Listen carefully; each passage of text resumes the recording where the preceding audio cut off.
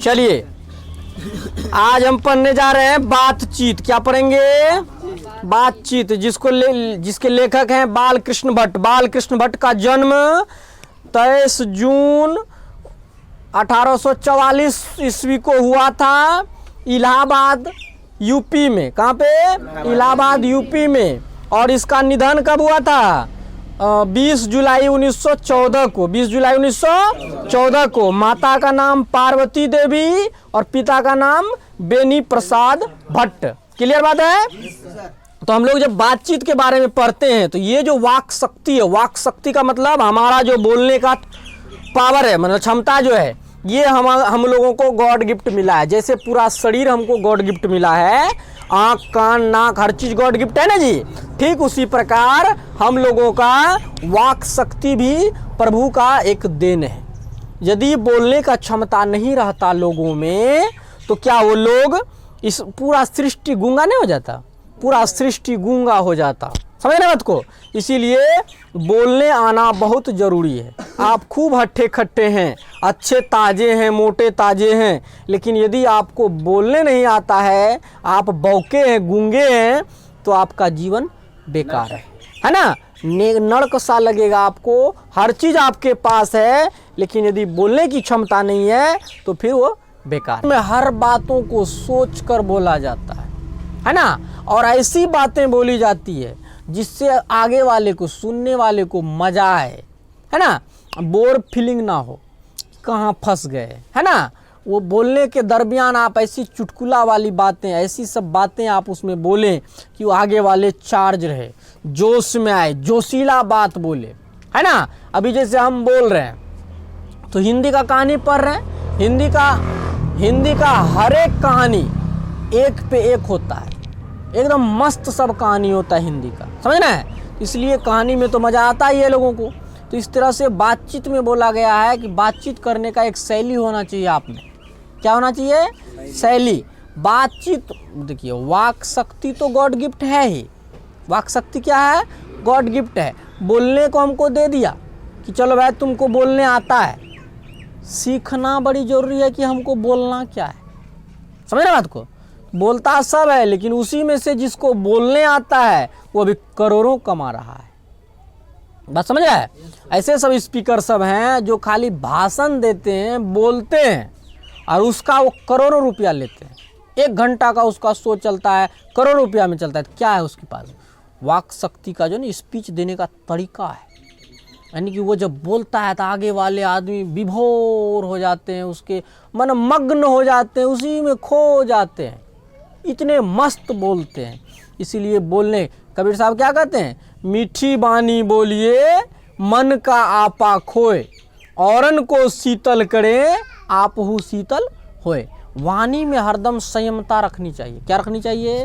संयमता, प्रेम रखना चाहिए, मिठास होनी चाहिए आपकी आवाज़ों में, उखरापन नहीं होना चाहिए। समझ ना? वो सब व्यक्ति धरती पर कुछ नहीं कर पाता है। चलिए आगे पढ़ते हैं। कहता है, जहां आदमी की अपनी जिंदगी मज़ेदार बनने के लिए खाने पीने चलने फिरने आदि की ज़रूरत होती है, वहीं बातचीत की भी उसको अत्यंत आवश्यकता है कि नहीं? है ना जी? जो कुछ मवाद या धुआं जमा करते हैं वह बातचीत के जरिए भाप बनकर बाहर निकल पड़ता है। चित्त हल्का और स्वच्छ हो, परम आनंद से मग्न हो जाता है। बातचीत का भी एक खास तरह का मजा तो कहीं से होता ही नहीं है। बोलने से क्या होता है? हमारे अंदर जो भी अपवाद है, जो भी गलत भावना है, वो सारे बाहर निकल आते हैं, है ना? बातचीत के दौरान हमारा मन हल्का होता है। किसी से जब तुम बोलोगे तुम्हारा मन क्या होगा? शांत हो जाएगा, हल्का हो जाएगा, तुमको मज़ा आने लगेगा, अपने जीवन में नर्वस फील नहीं होगा। समझ रहे हैं? इसीलिए बातचीत करना चाहिए लोगों से, बहुत जीवन में ज़रूरी है बातचीत। समझना है? जब तक मनुष्य बोलता नहीं तब तक उसका गुण और दोष प्रकट नहीं होता। क्वेश्चन आ गया है ना? ये क्वेश्चन है। जब तक मनुष्य बोलता नहीं तो उसका गुण दोष प्रकट नहीं होता। क्या बात सही है ना? जब तक तुम बोलेगा नहीं तो लोग कैसे जानेगा कि एकरा में कौन गुण है। तोरा में कुछ पढ़ाने का गुण है तो बोलोगे तब ना पता चलेगा जी। किसी को पढ़ाओगे तब ना पता चलेगा कि हाँ भाई पढ़ा लेता है, इसमें गुण है या फिर अवगुण है। बोलने से गुण और अवगुण दोनों दिखता है। जैसे हम अभी पढ़ा रहे हैं तो आपको अपने पता चलेगा, इसमें से सर चल रहा होगा हाँ सर बढ़िया पढ़ा रहे हैं, या फिर किसी को लगेगा कि सर बढ़िया नहीं पढ़ा रहे हैं। तो मेरा क्या हो रहा है, जब बात हम आपसे कर रहे हैं तो क्या हो रहा है, यहाँ गुण और दोष दोनों क्या हो रहा है, प्रकट हो रहा है। यहीं से पता चलता है कि इसमें क्या क्या गुण है, क्या अवगुण है। कहा भी है कि 6 कान के परी बात खुल जाती है। नहीं कैसे 3 मुड़ी 6 कान डायलॉग सुना है? जन्न गेलो तन्ने हान। 2 आदमी के बीच ही बात सही बनता है।